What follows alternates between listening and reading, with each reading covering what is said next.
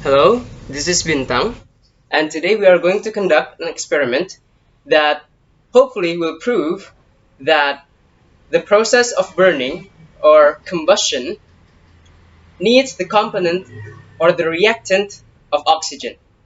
So we all know that candles is used for lighting by creating fire, burning the wax, and we are going to burn a candle first in the open environment to show what kind of reaction we are talking about.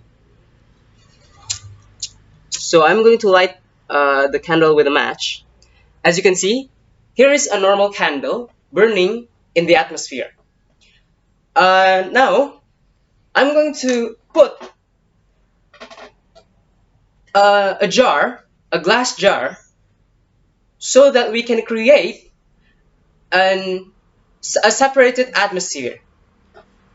Using a water bath that I have right here, and a candle that is suspended within the soon to be put jar, we're going to create uh, an experiment where we have a chemical process going on, the burning of the candle, separated from the atmosphere.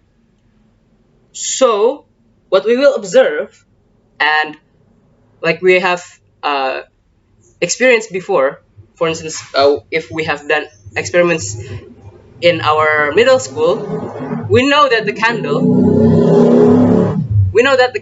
will run out of reactants and it will go out, just like presented.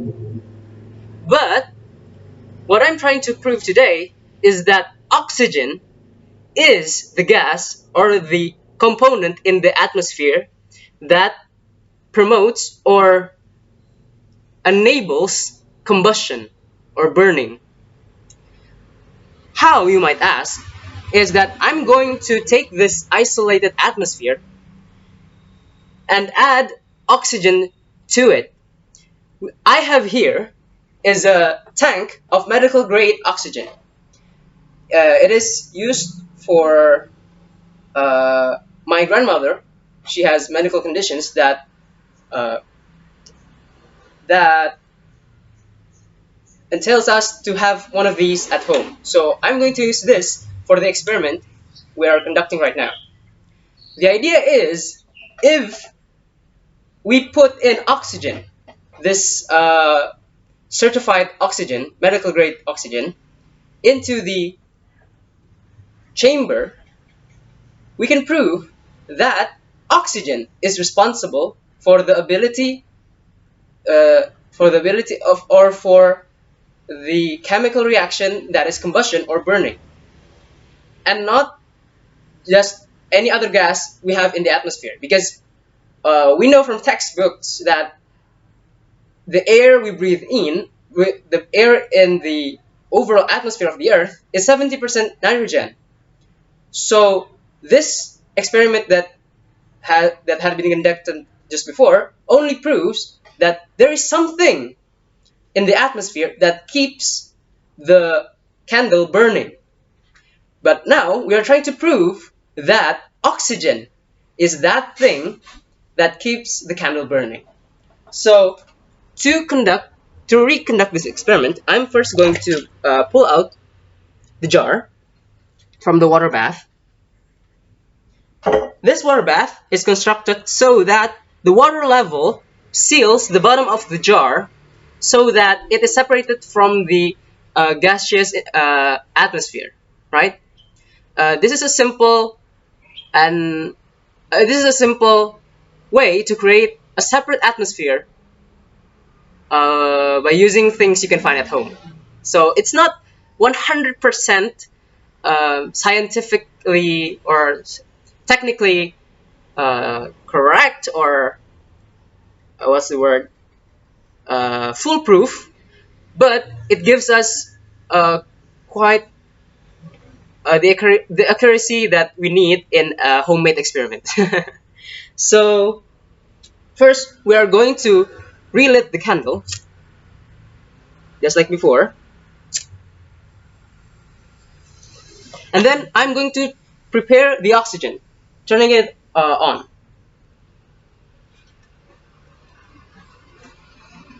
Okay, it's on, and we can see that it starts to bubble inside here.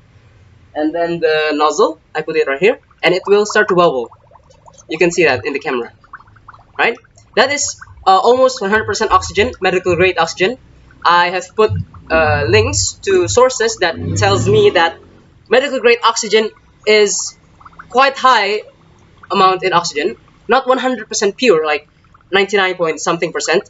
Hopefully that's correct, and hopefully that's what the seller here sells to our family. But let's just assume that it's 100% oxygen. Next, we will put in the jar on top of the candle again, creating that sealed in environment, and we will see that the candle will start to dim just like before. But this time, we are going to put in some more oxygen in through this right over here. Okay, it's in.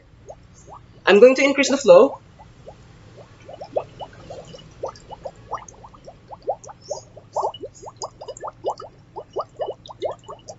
Oh no, it burned out.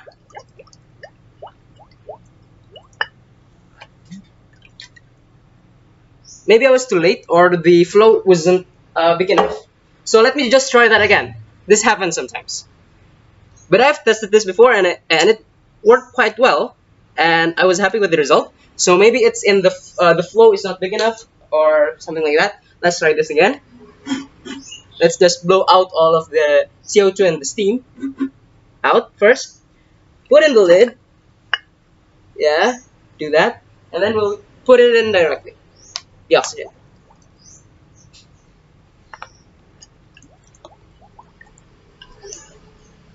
And we will see actually something that is quite astonishing.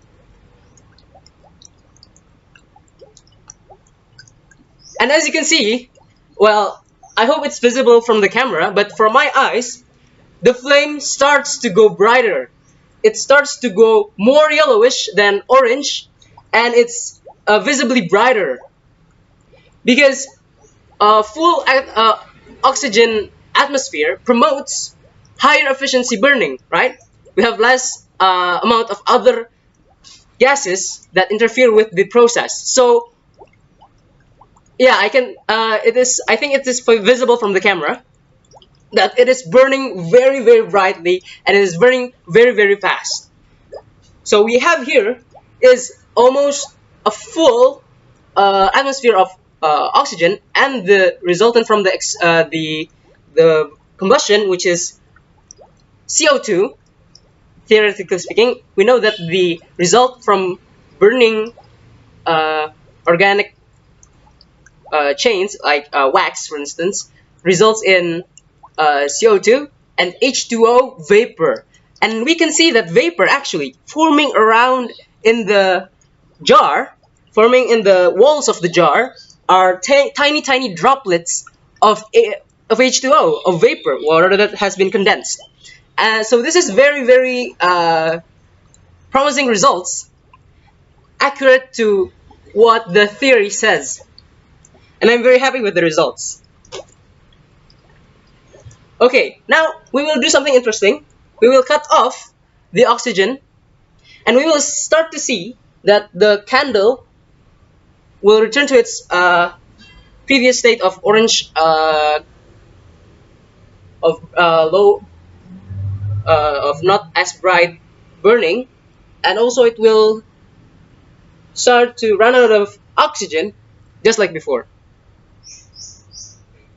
Hopefully it happens before the candle all burn out, because right now what I'm seeing is that the candle is almost out. Let me see if I can zoom it in. The candle is very, very, very short right now. Why is that? It is because high efficiency burning, I mean in high oxygen concentration, with high oxygen concentrations or high oxygen levels, the burning becomes very efficient and it becomes very fast. So about a 5 centimeters candle is burnt out in just a few minutes.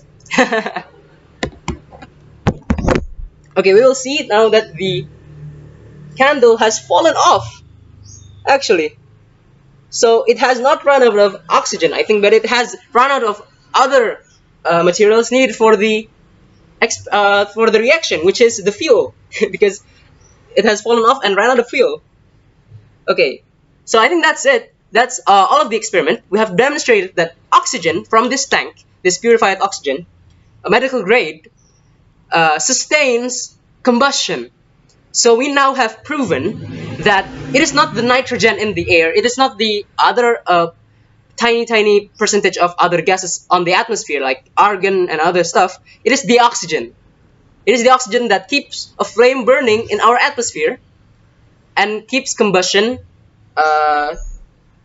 happening in our atmosphere. It is also notable that oxygen consists almost 20 to 25, I think 25% of the atmosphere. So yeah, even in 25%, we can have burning, and in 100% we have that more efficient burning. I think that's all the thing that we need to note from this experiment. And thank you for watching. See you next time.